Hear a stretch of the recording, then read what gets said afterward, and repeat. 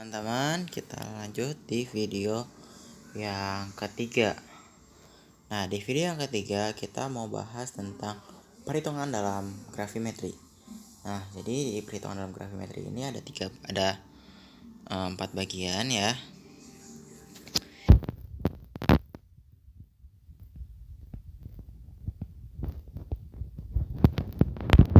Yang kedua ada perhitungan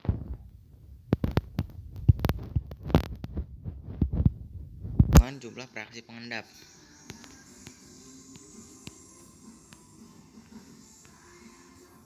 Yang ketiga ada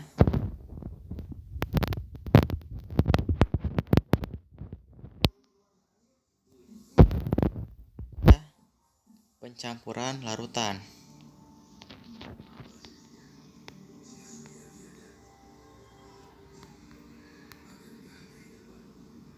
Dan yang kelima ada perhitungan. Nah, jadi ada 5 ya perhitungan yang harus dikuasai dalam melakukan analisis gravimetri. Oke, kita mulai. Yang pertama, konsentrasi larutan. Nah, sebelum itu kita harus tahu dulu larutan itu apa.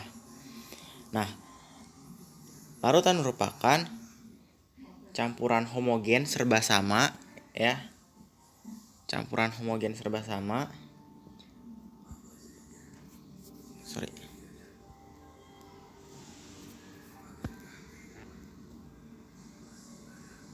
Serba sama yang tidak ada batas antara zat berlarut dengan terlarutnya. Oke, secara ringkasnya tidak dapat dibedakan mana pelarut, mana zat terlarutnya. Contohnya kita membuat larutan air dan garam. Kita gak bisa ngebedain mana airnya, mana garamnya kalau dia udah menjadi larutan, ya gak? Nah, sehingga larutan itu sama dengan zat terlarut ditambah pelarutnya, ya. Ya, jadi larutan sama dengan jumlah zat terlarut dengan pelarutnya. Nah, zat terlarut itu apa, pelarut itu apa? Buka lagi di video sebelumnya yang istilah-istilah dalam kimia analisis. Nah, di sini zat terlarut itu biasanya itu adalah yang bagiannya lebih kecil. Kalau pelarut itu yang jumlahnya lebih banyak. Nah, kelarutan dalam pembuatan larutan itu dipengaruhi beberapa faktor, antara lain jenis pelarutnya, suhu, ukuran zat terlarut, volume larutan, dan pengadukan. Oke, larutan dan pelarutan itu beda ya. Nah, kalau larutan itu adalah sesuatu yang sudah menjadi larutan. Maksudnya larutan itu adalah sebuah cairan yang tercampur antara dua jenis zat menjadi satu dengan komposisi yang sama. Kalau pelarutan itu proses membuat larutan. Gitu. Beda ya. Nah, terus di sini ada beberapa istilah tentang larutan. Ada pemekatan, ada larutan pekat, larutan encer. Nah, larutan pekat itu adalah larutan yang lebih banyak solutnya daripada solvennya. Kalau larutan encer kebalikannya, lebih sedikit solut dan lebih banyak solven.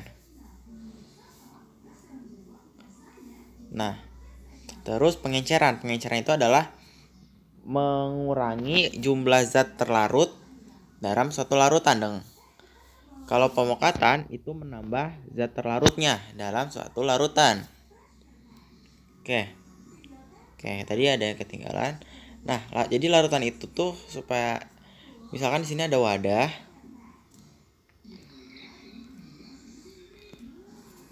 Ada piala gelas di sini. Nah, kita mau memasukkan garam dan kita mau memasukkan juga air. Nah, garam ini dia sebagai zat terlarutnya atau solut. Sedangkan air yang dimasukkan ini dia sebagai pelarutnya atau solvent. Nah, hasil pencampurannya ini ya, dia menjadi larutan. Makanya tadi larutan atau solution ya. Makanya tadi larutan itu sama dengan jumlah zat larut ditambah jumlah pelarutnya. Nah, tadi kalau larutan pekat, jumlah zat terlarutnya itu lebih besar daripada jumlah pelarutnya. Kalau larutan yang encer, jumlah zat larutnya itu lebih kecil daripada jumlah pelarutnya. Nah, kalau pengenceran itu adalah proses membuat larutan yang encer. Kalau pemekatan, proses membuat larutan yang pekat. Dengan cara gimana? Dengan cara kalau pengenceran itu adalah mengurangi jumlah zat terlarutnya. Kalau pemekatan menambah jumlah zat terlarutnya. Gitu. Paham? Kalau paham kita lanjut. Nah, kita lanjut ke jenis-jenis larutan. Jenis-jenis larutan itu ada 3. Oke, ada larutan jenuh, larutan tak jenuh, larutan jenuh, dan larutan sangat jenuh atau larutan lewat jenuh. Larutan tak jenuh itu dia larutan yang masih dapat melarutkan zat. Nah, di mana hasil kali kelarutan ion-ionnya itu lebih kecil daripada KSP-nya. Nah, KSP itu apa? Bisa lihat lagi di video kimia dasar 1 tentang kelarutan dan hasil kali kelarutan. Nah, kalau larutan jenuh, dia seimbang antara hasil kali kelarutan ion-ionnya dengan KSP. Kalau larutan yang lewat jenuh, kelewat. Nah, kalau larutan jenuh itu dia masih, karena dia seimbang antara hasil kali konsentrasi ion dengan KSP-nya, sehingga dia setimbang antara zat yang terlarut dengan zat yang sudah tidak larut, sehingga dia dalam fasenya itu dia berbentuk keruh atau hampir mengendap. Kalau yang tak jenuh kan masih bening ya. Nah, sedangkan yang sangat jenuh dia sudah terbentuk endapan, dimana hasil kali ion-ionnya itu lebih besar daripada KSP-nya, sehingga dia terbentuk endapan. Itu. Oke. Nah, di dalam larutan juga bisa terjadi reaksi. Nah, reaksi dalam larutan ada 2 jenis, yaitu reaksi eksoterm dan endoterm. Kalau reaksi eksoterm namanya juga exo, berarti luar, dan term panas, berarti dia mengeluarkan panas ya, atau melepas panas dari sistem ke lingkungan, sehingga temperatur dari campuran akan naik dan energi potensial zat-zat kimia yang bersangkutan akan turun. Sedangkan endoterm kebalikannya, namanya juga endoterm, berarti endo itu masuk dan term itu panas, berarti dia memasukkan panas atau menyerap panas dari sistem dari lingkungan ke sistem ya, kebalik. Nah, temperaturnya larutan akan turun sehingga energi potensial dari zat-zat kimia yang bersangkutan akan naik. Gitu ya. Oke, lanjut. Kita ke materi pokoknya, yaitu konsentrasi larutan. Nah, konsentrasi larutan ini dia ada banyak. Oke, kita bahas satu persatu. Yang pertama itu ada persen. Nah, persen itu dia dibagi lagi jadi 3 ya. Ada persen W per W, W per V, dan V per V. Persen W per W itu adalah persentase berat benda setiap masanya setiap 100 gram larutan.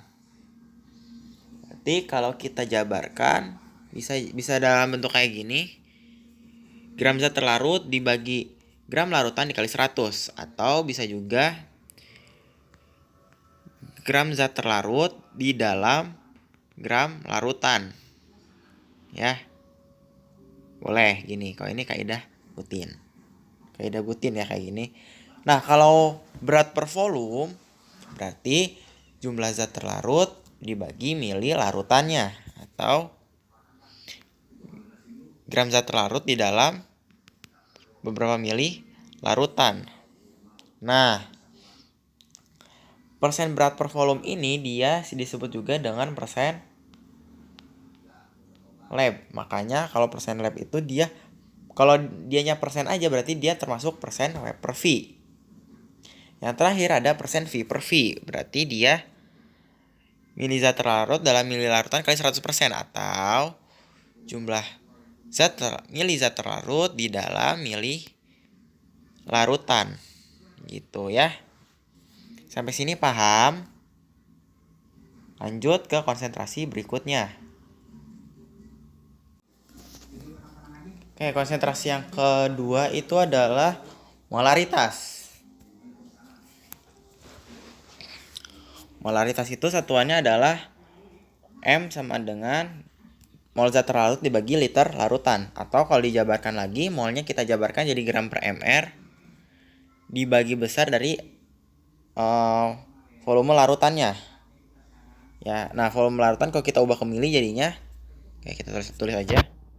M itu sama dengan mol per liter. Nah, kalau kita jabarkan, molnya itu adalah gram per mr dibagi liternya kita ubah jadi mililiter, jadi 100 per 100 per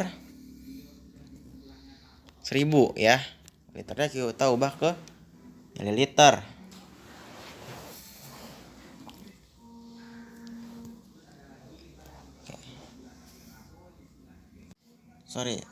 Berarti kalau kita ubah dari liter ke mililiter, berarti kita bagi dengan 1000.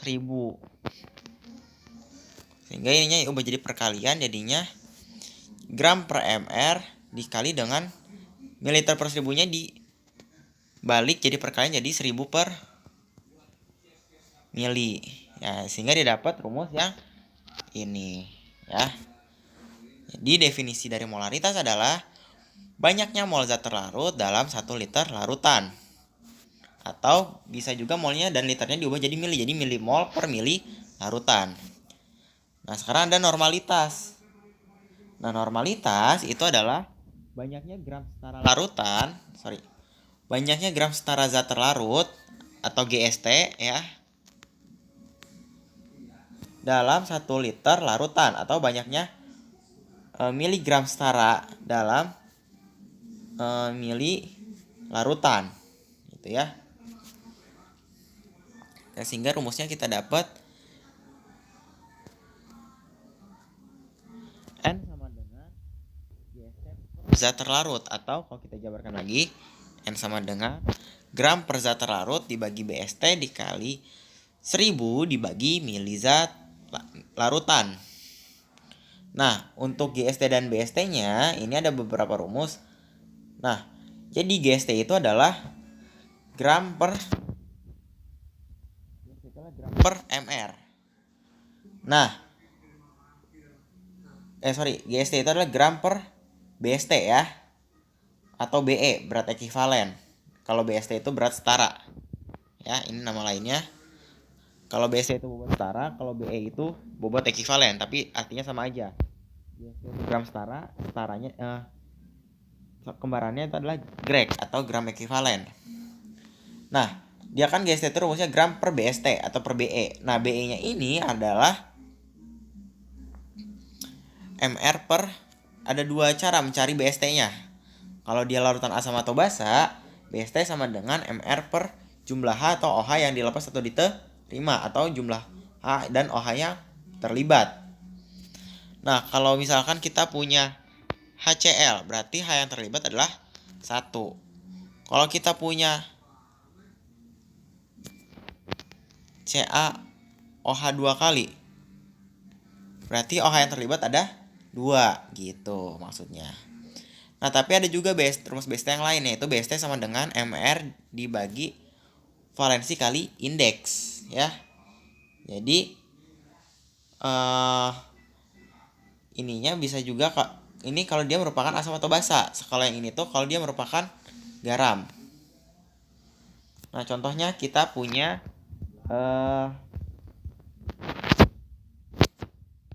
Mg2O. Nah, valensinya berapa? Gitu. Nah, bukan ini. MgCl2.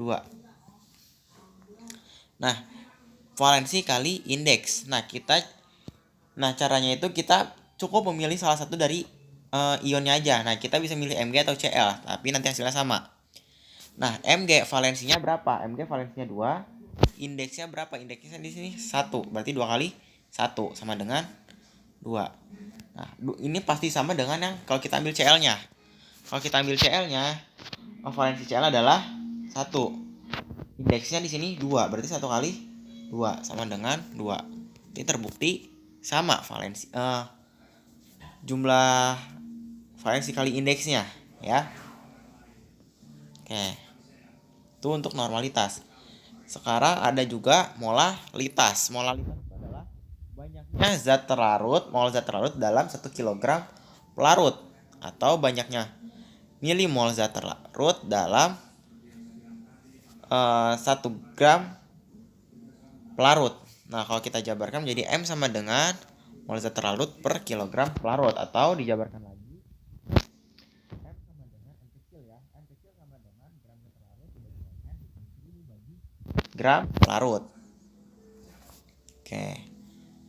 Nah, sekarang ada juga satuan yang lebih kecil lagi, yaitu ppm, ppb, dan ppt.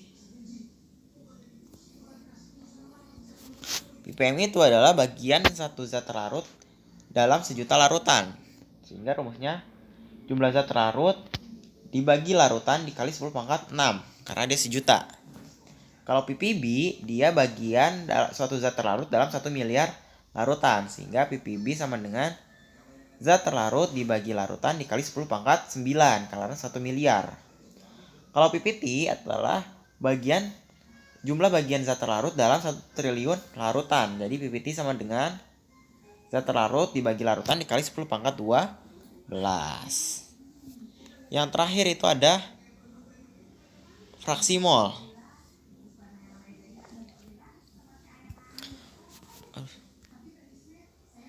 Fraksi mol adalah satuan konsentrasi yang menunjukkan perbandingan mol zat terlarut dengan larutannya. Jadi zat terlarut itu kan dia rumusnya adalah larutan itu adalah rumusnya adalah zat terlarut ditambah pelarutnya, ya gak?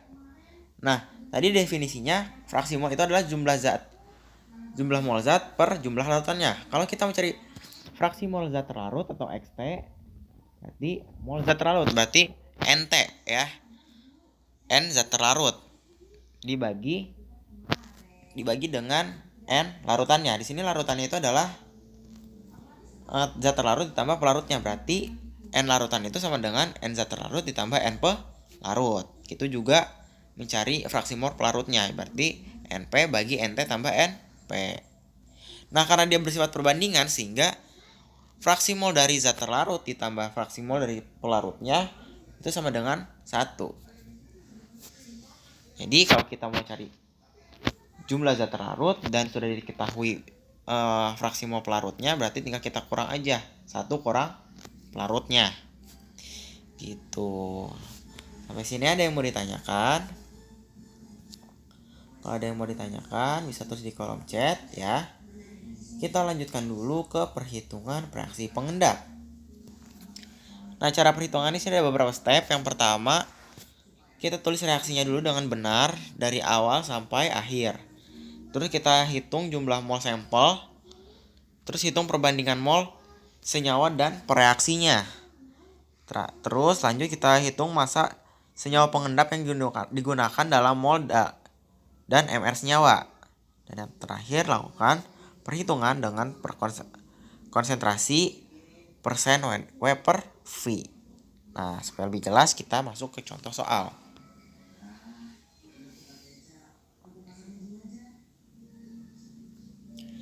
Hitunglah berapa mili larutan amonium oksalat 1N yang diperlukan untuk mengendapkan kalsium karbonat dari 0,5 gram batu kapur. Kita tuliskan dulu reaksinya dengan lengkap. Nah, sampelnya itu adalah batu kapur, kalium karbonat atau CaCO3. Nah, CaCO3 itu dia diendapkan dengan amonium oksalat. Nah, kalau sampelnya sukar larut, di sini ada notes ya. Sampelnya CaCO3. Nah, karena di sini ada notes, kalau sampelnya sukar larut, contohnya si CaCO3 ini, maka harus direaksikan dulu dengan HCl. Berarti kita reaksikan dengan HCl menjadi CaCl2, H2O, dan CO2. Nah, tahu dia sukar larut atau mudah larutnya dari mana? kita ingat lagi di tabel kelarutan dan tabel kelarutan dari garam-garam di modul kimia dasar 2. Nah, terus kalau sudah dilarutkan dengan garam, kita lanjut endapkan dengan pengendapnya. Ini CaCl2 yang terbentuk itu akan diendapkan dengan NH42C2O4. Nah, kenapa yang diendapkan CaCl2? Karena sampelnya adalah CaCO3 dan yang mau ditetapkan itu Ca. Ya, menghasilkan CaC2 tambah 2 NH4Cl. Oke, kita hitung perbandingan molnya. Kalau dia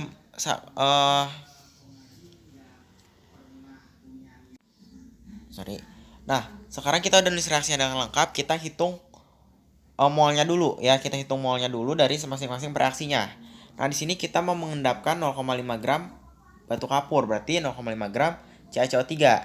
0,5 gram kita ubah dalam satuan mol dulu semuanya.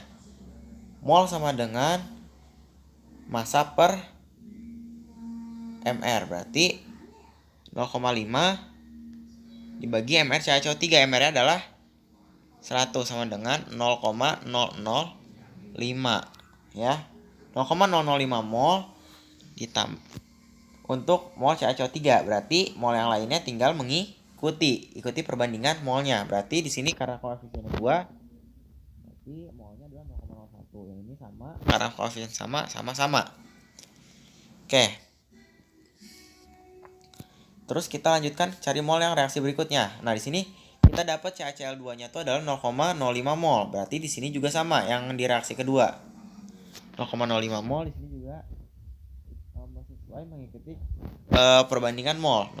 Karena koefisien semua 1, berarti dikalikan 0,05 ya semuanya gitu. Nah, udah dapat mol dari pengendapnya. Baru kita bisa mencari masanya. Ya, tadi sorry. Tadi kalau udah dapat cari mol, hitung perbandingan mol dari senyawanya udah, kita hitung massa pengendapnya. Ya. Kita hitung massa dari pengendapnya dengan rumus normalitas. Kita tadi punya amonium oksalat 0,1 normal. Dan tadi mol pengendap yang digunakan hanya 0,05 mol. Berarti kita masukkan ke rumus normalitas untuk mencari massanya.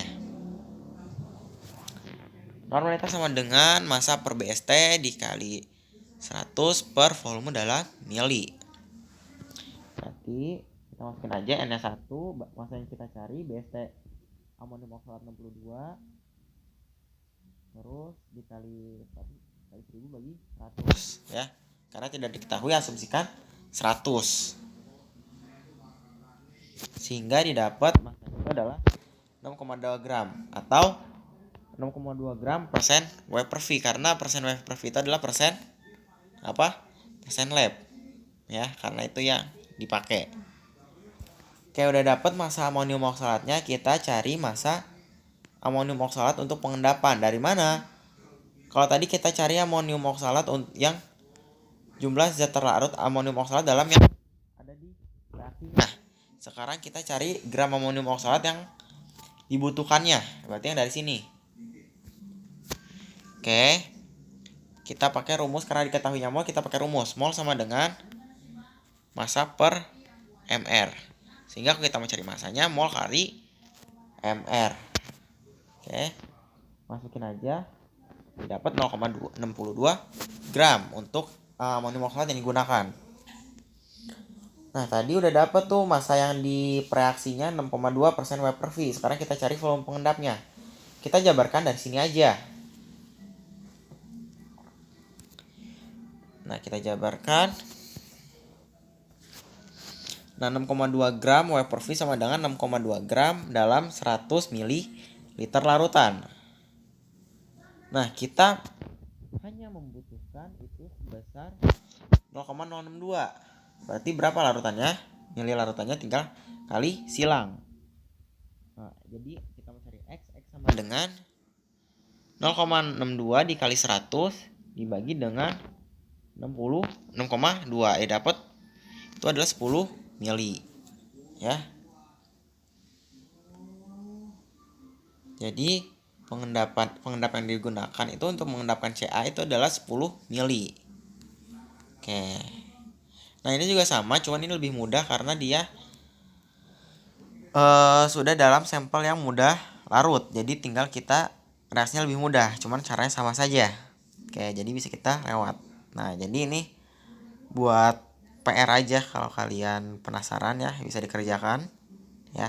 Tapi ini udah ada caranya ya.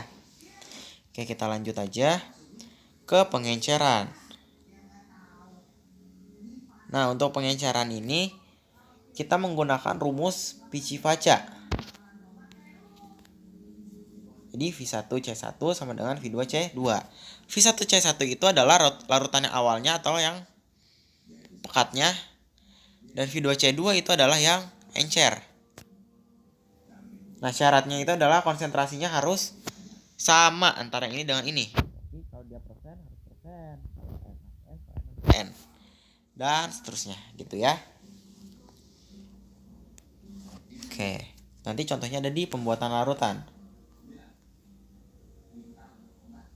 Oke, kita lanjut ke pencampuran larutan dulu. Jadi pencampuran larutan itu adalah ada dua buah larutan yang sejenis, dua atau lebih larutan yang sejenis, tapi konsentrasinya berbeda. Maka konsentrasi campurannya sama dengan V1 kali C1 tambah V2 kali C2 dibagi V2 ya. Atau kalau ada 3 menyesuaikan aja. Oke, itu untuk pencampuran larutan. Nah, ini yang pembuatan larutan, jadi aplikasi dari pengenceran. Jadi contohnya kita mau membuat HCl 2% dari HCl pekat, yaitu 37%. Oh iya, sebelumnya mau dikasih tahu dulu. Jadi kalau konsentrasi yang pekat itu kan harus tahu, karena kadang nggak dikasih tahu juga. Kalau HCl pekat itu konsentrasinya 37%.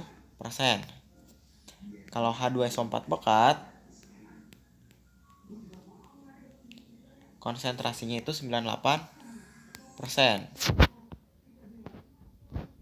H3 pekat konsentrasinya itu adalah 63%. Nah, ini hafal karena kadang di soal itu gak diketahui. Oke, lanjut ke soal. Kita membuat larutan HCl 2% dalam 100 mili dari larutan HCl 37%. Jadi berapa volume HCl 30% yang harus kita ambil? Nah, berarti kita masukin ke rumus Picci-Vaca. Ya. Berarti yang pekatnya itu adalah yang ini. Yang pekatnya berarti yang 37% ya. Sorry, jadi ini salah. Jadi kan rumusnya adalah V1C1 V2C2. Nah, V1 itu berarti ini kondisi yang pekat. Berarti yang pekatnya kita mau yang kita mau ambil, berarti V1 yang kita cari dikali C1. C1-nya adalah konsentrasi yang pekatnya 37%. Nah, karena konsentrasi sudah sama, tinggal kita masukin aja. V2 yang mau kita buat itu adalah 100 dan C2 yang mau kita buat itu adalah 2%. Ya. Sehingga V2-nya kita dapat sama dengan 100 kali 2% dibagi 37. Coret persennya, jadi tinggal sisa 200 bagi 37, sehingga V2 sama dengan 5,4 mili ya. Jadi volume C2 yang harus volume H2SO4 pekat yang harus kita ambil adalah 5,4 mili. Nah, itu untuk pengencerannya. Nah, pembuatan larutannya gimana? Pembuatan larutan caranya sama. Yaitu yang pertama, kita sediakan 2 buah gelas ukur yang 100 dan 250 dan 1 piala gelas 400 ya. Terus kita masukkan air suling kurang lebih 25 ml ke piala gelas 400 dan kita masukkan tadi larutan HCl pekatnya. Tapi sejumlah yang tadi kita hitung Picci-Vaca tadi. kita hitung sebanyak 5,4 mili. Berarti kita masukkan HCl 5,4 mili sedikit demi sedikit dan sambil diaduk. Nah, kenapa ditambahkan air suling dahulu? Karena dia konsentrasinya pekat, dikhawatirkan nanti piala gelasnya pecah karena HCl pekat itu saat dituangkan dia akan menimbulkan panas. Nah, kenapa panas? Karena dia bersifat eksoterm. Jadi tambahkan air dulu baru tuang HCl pekatnya. Lalu bila sisa HCl dengan air suling dan dimasukkan ke piala gas 400 yang ada di gelas ukur ya. Terus tambahkan sisa air suling sampai 400 ml dan diaduk sampai homogen menggunakan piala gelas. Dan masukkan ke botol Regen lalu beri label. Oke, itu untuk pembuatan larutan. Oke, kita lanjut ke materi yang terakhir yaitu perhitungan kadar zat. Oke, sebelumnya kalian harus tahu dulu apa itu faktor kimia atau faktor gravimetri. Jadi faktor kimia itu adalah secara bahasa itu adalah jumlah gram zat atau gram ekivalen dalam 1 gram endapan atau banyaknya molekul atau atom pada pembilang penyebut. Faktor gravimetri harus diekuivalenkan. Gampangnya adalah faktor gravimetri atau faktor kimia itu adalah FK sama dengan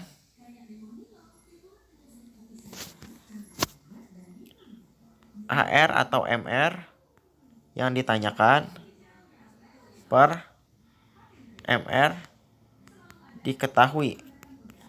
Ya, itu faktor kimia. Misal kita mau menetapkan kadar Ca dalam CaCO3. Sehingga FK-nya adalah ArCa dalam CaCO3 gitu. MR ya ini. Gitu ya, paham? Nah, sekarang perhitungan kadarnya. Untuk perhitungan kadarnya itu ada untuk perhitungan di gravimetri itu ada 1 2 3 4 5 ya. Perhitungan kadar ada 5 rumus. Dulu kadar teori, praktik, terus perbandingan teori dan praktik, persen kesalahan, persen ketelitian. Kadar teorinya faktor kimia dikali 100%, atau kalau kita jabarkan AR MR yang senyawa yang dicari per MR yang diketahui dikali 100%.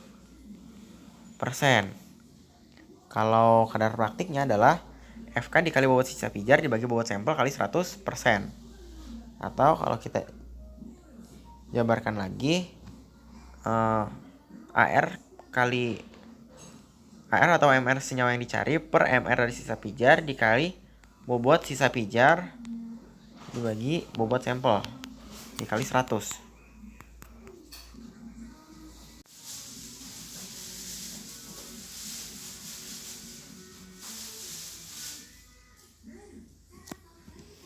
Nah, kalau perbandingan kadar praktik dan teorinya tinggal dibandingkan aja. Persen praktik dibagi persen teori kali 100%. Kalau persen kesalahan, kadar teori dikurangi kadar praktik dibagi kadar teori dimutlak kali 100%. Artinya dimutlak dia tidak mungkin hasilnya kesalahannya itu negatif. Terus ketelitiannya tinggal dikurang 100% dikurangi persen kesalahan gitu ya. Nah, di sini juga ada beberapa lampiran materi untuk yang pengukuran kadar. Jadi ada teori kesalahan. Nah, ini bisa dibaca aja. Jadi karena yang melakukan analisis itu adalah analis, jadi ada beberapa fungsi analis dan faktor kesalahan dari analisnya. Bisa dibaca aja sendiri. Nah, hasil dari pengukuran itu ada berkaitan dengan namanya akurasi dan presisi.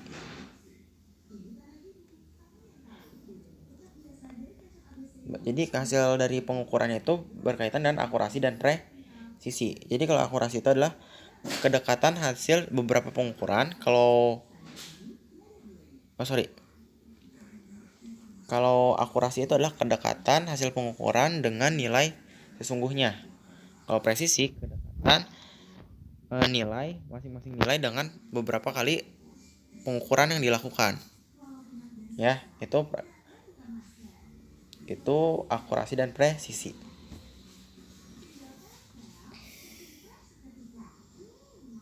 Nah, sisanya bisa dibaca aja.